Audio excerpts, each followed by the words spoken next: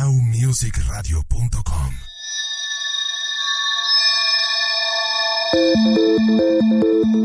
Como en un episodio de Black Mirror, los artistas hoy no se mueren más, siguen sacando discos, teniendo cuentas activas en redes sociales y una web comandada por un experto en e-commerce que vende todo lo anterior. Hasta ganan premios por canciones que no editaron en vida, estos muertos que no paran de nacer. Es el caso de Chris Cornell, el otro grande del grunge, que se fue de este mundo de un modo trágico, dejando un sinfín de dudas, una viuda inteligente y un ejército de fanáticos. A Cornell, de 52 años, lo encontraron muerto en el MGM Grand Hotel de Detroit, horas después de haber dado un concierto en el Fox Theater. Se había ahorcado. 6 meses después salió a la luz una entrevista en la que el músico dejaba entrever que había tenido momentos oscuros. En un episodio del programa Mr. Scary's Side Piece Podcast for WAAF Boston, dieron a conocer una entrevista del año 2007, en donde Cornell había expuesto el día a día de su lucha contra la depresión. La locutora le preguntó si estaba pasando el momento más feliz de su vida y él respondió: he sido muy afortunado y tuve una vida afortunada, pero también una vida realmente caótica. Y he pasado por algunos periodos bastante oscuros, algunos de ellos autoimpuestos, algunos de ellos simplemente perdiendo amigos cercanos y a la gente que extraño. Era rico, famoso, tenía hijos y una esposa amorosa, pero algo fallaba. Nunca supe que esta era una forma en la que la vida puede ser. Estar felizmente casado, tener una familia que sea parte de mi carrera profesional, donde no se trata de un acto de malabarismo. Por ese entonces, Chris se alejaba de Audioslave y se abocaba por completo a su carrera solista. Después de grabar Carry On, Cornell seguía buscando encontrarse a sí mismo. Escribir canciones para mi disco fue diferente a cualquier experiencia que haya tenido. En lugar de ir a un estudio y estar en una habitación oscura, que es a lo que estaba acostumbrado, y escribir solo además, estaba en la habitación de invitados en mi casa y con mis hijos afuera. Podía escucharlos corriendo. Solo me enfoqué en lo que estaba haciendo y luego tuve a mi familia. Nunca tuve la sensación de aislamiento que solía tener y parte de eso es lo que ocasionó la depresión en ocasiones. Eso ya no es parte de mi vida, lo cual es fantástico. Pero la depresión y las adicciones requieren de un tratamiento día por día y sus amigos más cercanos lo sabían. Dave Navarro entrevistó a Tom Morello en un programa del podcast The Alternative Nation. La muerte de Cornell surgió naturalmente como tema y el guitarrista de Prophets of Rage, quien fuera su compañero en Audioslave, se refirió al dolor que le causa la pérdida. Estaba muy cerca. Te digo que justo cuando Chris murió, puse Soundgarden. Me senté allí y lloré, porque sabía cómo me sentía. Estoy llorando ahora. Intervino el ex Red Hot Chili Peppers. Todavía lloro todo el tiempo. Es tan horrible, agregó Morello. El ex Chili Peppers confesó: me impactó tanto ver a alguien tan talentoso, tan encantador, tan increíble, mágico y aún mítico. Y un ser humano amoroso con el que trabajé cuando estuvimos en gira en 2003. Él y yo llevábamos a los chicos a rehabilitación e íbamos con ellos y decíamos: hola chicos, pueden hacer esto sobrio y todo eso. Por seguir teniendo ese agujero en ti mismo y aún sentir esa depresión, soledad y aislamiento, especialmente en la gira, me identifiqué profundamente con eso y sentí mucho dolor. Luego hablaron de qué hay que hacer cuando un ser querido se encuentra en esa situación. Hay amigos, hay familia, hay seres queridos y profesionales que pueden ayudar. Si tu brazo está roto, vas al médico. Puedes hacer lo mismo y obtener ayuda real que salvará tu vida, cambiará tu vida y definitivamente la mejorará. Terminó el ex Rage Against the Machine. Pero cuando explotó la escena grunge de Seattle con Soundgarden, Nirvana y Pearl Jam a la cabeza, ninguno de esos 3 grupos estaba ahí. Todos estaban de gira llevando por distintos estados el sonido que había nacido en su ciudad. Christopher John Boyle Cornell había nacido el 20 de julio de 1964 ahí, en los Estados Unidos, más cerca de Canadá que de Nueva York, y fue un niño feliz hasta que a sus 14 sus padres se divorciaron. En ese momento él y sus 5 hermanos decidieron quitarse el apellido del padre y se quedaron todos con el de su madre, Cornell. A su afición al piano se le sumaron la guitarra y la batería, cuya práctica se incrementó gracias al ostracismo que lo absorbió. Se encerró en casa, dejó el colegio y se puso a trabajar. En 1990 le pegó fuerte la muerte por sobredosis de heroína de Andrew Wood, vocalista de la banda Mother Love Bone, pionera del rock en Seattle. En 1994 llegaría la muerte de Kurt Cobain, contemporáneo y amigo de Chris, otro golpe que haría mella en la extrema sensibilidad de Cornell.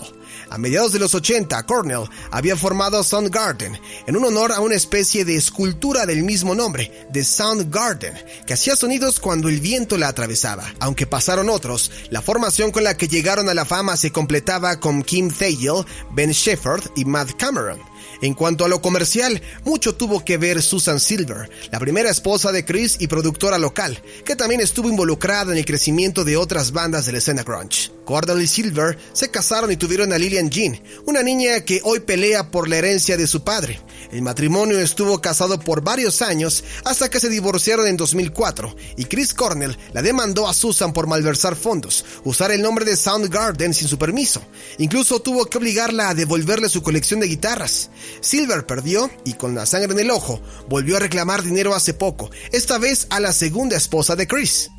En el medio, Cornell se había animado a ser solista cuando en 1997 Soundgarden se disolvió. Así editó Euphoria Morning en 1999, en colaboración con sus amigos Alain Johans y Natasha Schneider de la banda Eleven. Ya en 2001, y alentado por el prestigioso productor Rick Rubin, Chris se sumó a los exmiembros de Rage Against the Machine, Tom Morello, Tim Comfort y Brad Wilk, y nació Audioslave, su proyecto hasta 2007.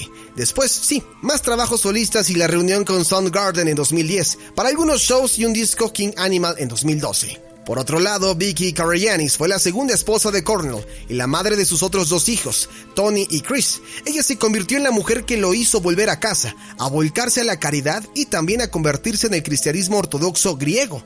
El matrimonio fundó una organización benéfica, la Fundación Chris and Vicky Cornell, que busca proteger a los niños vulnerables al abuso y la pobreza. Para esto, sirvieron la fama y los millones de Chris y el pasado de Vicky como publicista. Sin duda es Vicky la viuda oficial y la encargada de administrar los millones que dejó el grunge. Por eso la disputa entre ambas familias. Recientemente Susan le reclamó a Vicky el dinero para la educación de Lily. Vicky le respondió a través de sus abogados, alegando que la mayor de las Cornell había dejado los estudios y hasta que no retomara, ella no iba a pasarle un solo dólar. Así las cosas, Cornell sigue facturando, ya que su último disco hasta ahora salió en noviembre del año pasado. Vicky fue quien estuvo trabajando en la selección de canciones, junto a los compañeros de banda de su fallecido esposo. El disco tiene temas de Soundgarden, Temple of the Dog, otra de sus bandas, Audioslave y también de su etapa como solista.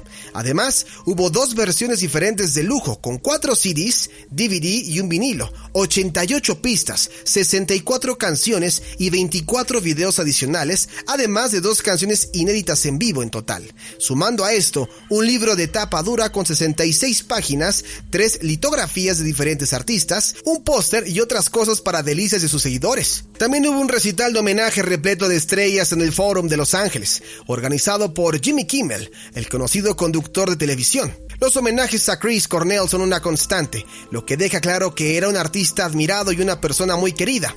Unos meses después de su muerte, Coldplay lo homenajeó tocando un fragmento de Black Hole Sun de Soundgarden en el recital que dieron en Seattle en septiembre del 2017. En esa ocasión, la banda de Chris Martin se presentó en el CenturyLink Field de Seattle, en la ciudad que vio nacer a Cornell, y pegaron el clásico de Soundgarden a su famoso tema The Scientist.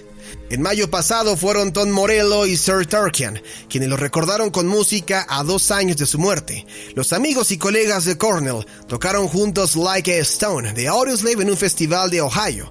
Primero, el ex guitarrista de Rage Against the Machine se lució con versiones instrumentales de Kukai's Set It Off y Revelations de Audioslave, y después el vocalista de System of a Down se sumó a Morello para cantar a dúo. Lo último en cuanto a novedades de Soundgarden fue Live from the Artist's Den, un registro del último show que dieron el 17 de febrero del 2013, de la última etapa de la gira norteamericana durante la presentación de King Animal.